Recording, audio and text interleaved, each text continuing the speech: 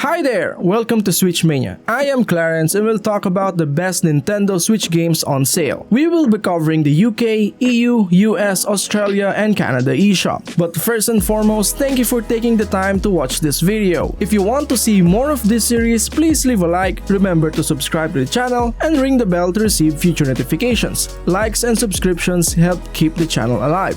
First on our list is Blazing Beaks. Blazing Beaks is many things all at once. It has a roguelike story mode and a local multiplayer mode. Both modes aren't perfect, and if you're only interested in one of these, there may be better options available. But this game has a ton of replay value. Blazing Beaks is a Switch eShop hidden gem. Despite the fact that the game is difficult to learn, it always makes a lot of people laugh. It's best to play the game with a group of friends to get the most out of everything it has to offer. If Blazing Beaks even remotely appeals to you, this is a worth buy. Blazing Beaks is a fun game with adorable graphics and plenty of surprises. It's both difficult and amusing. Blazing Beaks is an entertaining addition to games that use risk-reward mechanics. This indie roguelike can be played repeatedly and the local multiplayer is a lot of fun. Next is Aspire: Ina's Tale. Aspire: Ina's Tale is a daring game that creates an intriguing world. The great design is consistent throughout, making each area enjoyable to explore. The puzzles are unique and provide a good level of challenge, but the platforming sections are difficult to navigate. Even though the game isn't particularly long, this memorable stroll through a lovely gallery is well worth your time. Aspire: Ina's Tale is still one of my favorite games. Despite a few hiccups, it was enjoyable to explore the large old tower and solve puzzles with Ina. The show's true star, however, is the fantastic art style. Aspire: Ina's Tale is a visually stunning game that will keep your mouth open the entire time. Despite its flaws, Aspire: Ina's Tale was a pleasure to play. The creators did an excellent job of creating a world that is both beautiful and interesting. The puzzles are challenging and the short story is intriguing.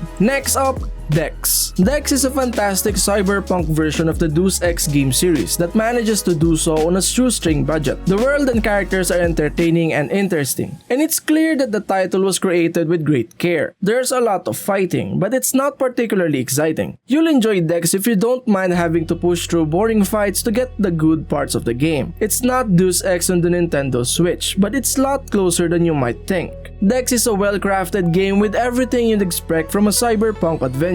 If that sounds like a bad way to discuss something, it isn't. There's a lot of love for its world, and even though it's similar to other cyberpunk games, getting your hands dirty and exploring its seedy, nasty world is always fun. Both RPG and Metroidvania fans should like something about this game. A charming little mix that takes a while to reveal its charms, but it's well worth the wait if you have the time. Next is Arise: A Simple Story Definitive Edition. Arise: A Simple Story may be just that, but the emotions I experience and the journey I embark on are far from simple. I wasn't expecting to feel so many strong emotions despite the art's calm and beautiful style. You have to like this game a lot to appreciate how much care and love developer Untold Tales put into it. The entire Arise takes between 4 and 6 hours depending on your speed, but believe me when I say that every second is so valuable that I almost wish there were more. If you missed out on this game when it first came out, I recommend picking it up for the Switch. I would, however, recommend keeping a box of tissues nearby for the emotional parts. You'll need them, believe me. Arise is a beautiful, sad, and inspiring game, but it has a few technical issues on Switch that don't detract from the overall experience. Next is Gamedec Definitive Edition. Gamedec is a dystopian cyberpunk adventure with point-and-click gameplay. You make a living by investigating crimes, mysteries, and wrongdoings in a vast sea of alternate realities where the majority of people hide. It provides a fun way to play for people who like to talk a lot and solve big puzzles. Gamedec is a type of RPG that brings back memories of simpler games. This feels more like a point-and-click adventure game with a lot of dialogue to get through than a unique way to fight or kill a god using the power of friendship. If you enjoy written science fiction or cyberpunk, you'll find plenty to enjoy here. You won't find much if you like RPGs because you enjoy crunching numbers and fighting cool enemies. If Gamedec sounds interesting, I believe you should give it a shot. Except for a few glitches in the graphics and lines of dialogue that can't make sense, Gamedec accomplishes its goal admirably. Next up, Scribblenauts Mega Pack. The Switch is an excellent platform for playing both Scribblenauts Mega Pack games. They're not perfect, and if you want something difficult, they can be simple. However, both games are enjoyable to play for entertainment purposes. Both games are worth a second look if you can get past Unmask's flaws. The Mega Pack is an excellent way to recall how unique and ambitious the series once was. Even if these games are silly, clumsy, and occasionally a little too ambitious for their own good, it's difficult to argue with the fun you can have with a series that allows you to create whatever comes to mind. This pack is full of personality and content, and it encourages you to try new things and explore. You should look into it if you're creative.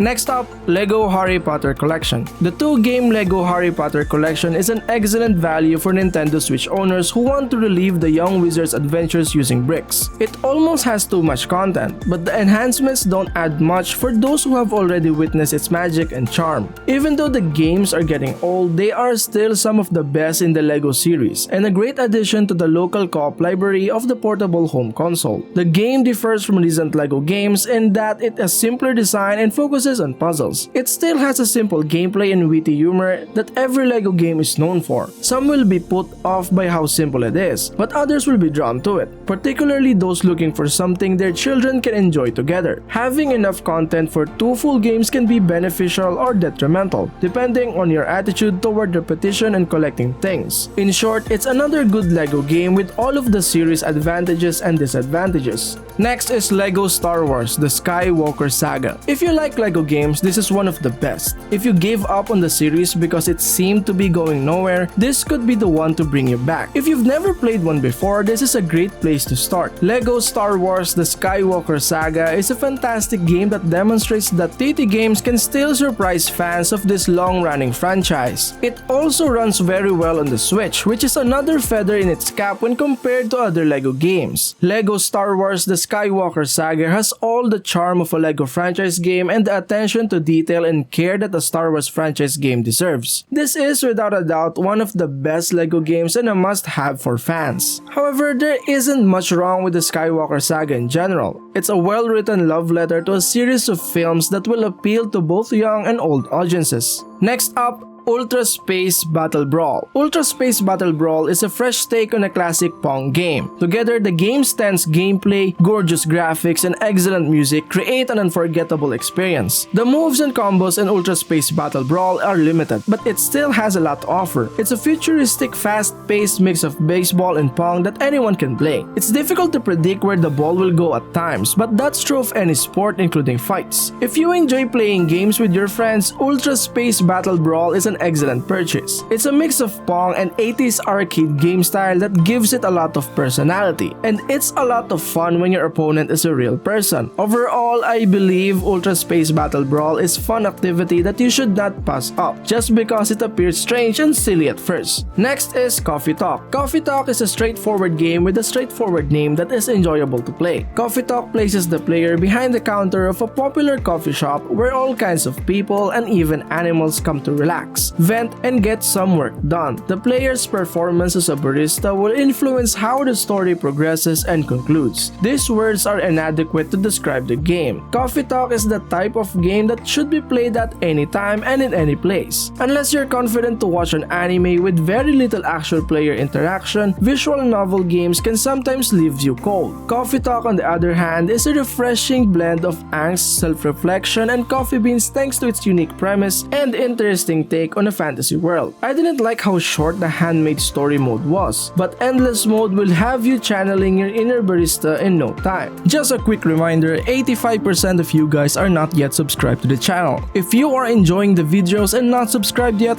why not? You're coming back anyways. And also, we are almost at the 1000 subscriber milestone, so please do consider subscribing. With all that said, let's get back to the video. Next is Beacon Pines. Beacon Pines is unquestionably among the top 10 games I've played last year. It's also one of the first games I'd recommend to anyone looking for quick but deep experience. Beacon Pines is a unique blend of sweet and terrifying. It has a lovely art style, a cozy setting, excellent character development, and a story that will keep you guessing until the end. I couldn't stop myself from finishing it all in one sitting. If you want something cute and dark with a clever mechanic and a rich world, Beacon Pines invites you to solve its many mysteries and discover the true ending to its troubled story. It could be be described as a cute and creepy summer adventure, but that doesn't even begin to cover what it has to offer. Instead, it's a wonderful coming-of-age story about a young boy who is still grieving over his loss, who makes strong friends, and who finds his true happy ending. Next is Kero Blaster. Kero Blaster isn't as serious as other games, but its well-balanced weapons and smooth platforming makes it a pleasant diversion. There are harder modes if you want to play more and be more challenged, but Kero Blaster is still worth a look if you only play through the short first story. It has a cute appearance, is simple to understand and play, and is well put together. This is a good option for people looking for a quick distraction that doesn't require much time or effort. I won't say no to filet medallions, but a good ham and cheese sandwich can make me just as happy. Kero Blaster is a platformer shooter with modern controls that looks like it was made in 1980s. This results in a difficult but fair experience with just enough variety to keep things interesting for the appropriate amount of time. Next is Gnosia. Gnosia may not be a novel concept, given the prevalence of death games based on deception in video games. The game's creators wanted to create something unique from an already popular concept. The end result is a game that you will remember for a long time and that will make you think about how clever it is. Gnosia is not for everyone. You'll most likely loop more than 100 times before reaching the end, and impatient gamers will be irritated by the repetitive dialogue and loops where nothing happens. This unique blend of RPG, visual novel, and social deduction game, on the other hand, is one of the Switch's hidden gems and hits like no other. Next up, Ib and Ob. Ib and Ob is a must-have for anyone who enjoys co-op games because it's always entertaining, has clever puzzles, and moves quickly. As a two-player adventure, each stage combines natural teamwork with fast-paced puzzle solving and thought-provoking platforming segments that frequently make excellent use of the game's unique center of gravity. The game becomes more difficult in the second half, which can be discouraging, but the controls are simple enough that anyone can pick up the puzzle platformer for the first time and quickly figure out how to interact with the world. Ib and Ob should be on every Switch console because it has an online mode, a large number of levels, and a fantastic visual style. A simple, enjoyable, and endearing co-op game with a number of clever gravity-defying obstacles. If you can find a willing participant who can handle the immediate problem, you'll have a great time bouncing ideas off each other. Next is Party Hard. Party Hard is an arcade game with a fantastic gameplay loop, a plethora of challenging levels, and some really fun mechanics to experiment with. To pass a level, you must always get a clean sweep, so they are always difficult. When you complete a level and are satisfied with it, it means you either planned everything perfectly or were quick on your feet. This sensation of having done well and wanting to try again and do even better is what defines Party Hard. This will entice you if you want to try something new and are tired of spending your time trying to get high scores. Party Hard is an excellent game for those who enjoy stealth and strategy games but want to try something new and challenging. If you don't have a lot of time or prefer more action, you might not want to attend this party. Next up, Road to Ballhalla. Road to Ballhalla is based on a simple concept, but it has enough unique features to keep you interested throughout the game's 20+ levels. This difficult ball rolling game nicely fills the Super Monkey Ball sized void. It may be a little short, but those looking for a quick challenge should find it enjoyable. Even if you don't care for the Amiga as much as I do, this is a fantastic modern take on a classic puzzle platformer. It has excellent graphics, clever puzzles, and a witty personality. The Road to Ballhalla was built with attention to detail, making it better than good. If you can handle the difficulty, you'll find a wide variety of well-made puzzles with a cheeky, playful tone. Running a ball around the level shouldn't be this much fun. Road to Ballhalla is a difficult and rewarding game that combines puzzles and rhythm to create a one-of-a-kind experience. Next is Bee Simulator. Bee Simulator demonstrates that the game can be both entertaining and educational, and that it can be enjoyed by people of all ages. Even though there are some issues with this experience, such as overly sensitive controls and uninteresting setting, the gameplay is relaxing and can be a fun way to spend a short amount of time with the Nintendo Switch. Despite the fact that the game was short, I'm sure I'll play it again just to fly around Honey Park. Everything has a calm vibe to it. In some ways, it reminds me of the old PlayStation 3 game Flower. Bee Simulator isn't perfect, but if you want a simple but unique game that's fun for the whole family, I'd recommend this. You will be guided by the hand on a lovely journey to learn more about the world of bees. The best part will be all of the new information we will discover about bees. Next up, Lone Ruin. Lone Ruin will put your patience to the test, but let's be thankful that the arcade-style action is free. Even on the Nintendo Switch, the quick load screens and menus greatly aid the just one more try gameplay, making it easier to recommend super rare games brutally hard and magical indie hit. Even though it's beautiful to look at and listen to, Lone Ruin compensates by being a fair challenge. It's a traditional roguelike in the sense that you can play one more run if you think you can do better the next time. If you enjoy twin stick shooters and roguelikes, Lone Ruin is a must play. It's not the most complete example of the genre, but what's here is still entertaining. So if you decide to give it a shot, let me know and I'll see you on the leaderboards. Next is Mighty Goose. Mighty Goose does not challenge players as much as Blazing Chrome, but it's still enjoyable to play due to the chaos and destruction. The impressive sprite art and animation elevate the game above the level of a typical run and gun action game. Many games like this don't have much chaos on screen. If this game had been released during the time period it is based on, the harder mode that you can unlock appears to be the normal level of difficulty. It feels like it was meant to be played this way. It makes a lot of sense to cause trouble as a goose on a video game. Mighty Goose is a fun run and gun game with great graphics, a great soundtrack, a plethora of references, and a plethora of action. It was designed so that you could play it over and over again without realizing it. And last but not the least,